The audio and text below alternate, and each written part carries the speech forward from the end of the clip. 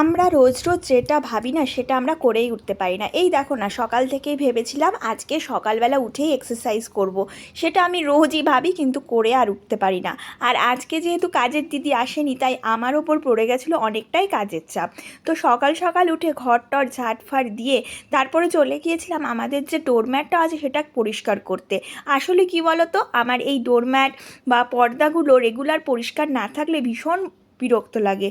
আর ঘরদোর পরিষ্কার না থাকলে তো আরও মাথা খারাপ হয়ে যায়। কাজের দিদি না আসলে ওর জন্য কিন্তু আমি বাসনপত্র একদম জমিয়ে রাখতে পছন্দ করি না। নিজের মতো করে যেটুকু পারি করে নেওয়ারই চেষ্টা করি। তাই সকাল সকাল উঠে সমস্ত কাজবাজ সেরে নিয়ে, স্নানটা করে নিয়ে, পুজোটা করে নিয়ে, আর সত্যি কথা বলতে ঘরে যেহেতু ছোট বাচ্চা আর একটা টডলার রয়েছে, এদেরকে দেখতে গিয়ে আমার কিন্তু সময় মতো সমস্ত কাজগুলো করে ফেলা ভীষণ একটা চাপের কাজ হয়ে ওঠে। তাই সকালবেলা উঠে রোজই আমাকে পড়তে হয় এক একটা নতুন নতুন চ্যালেঞ্জের মুখে।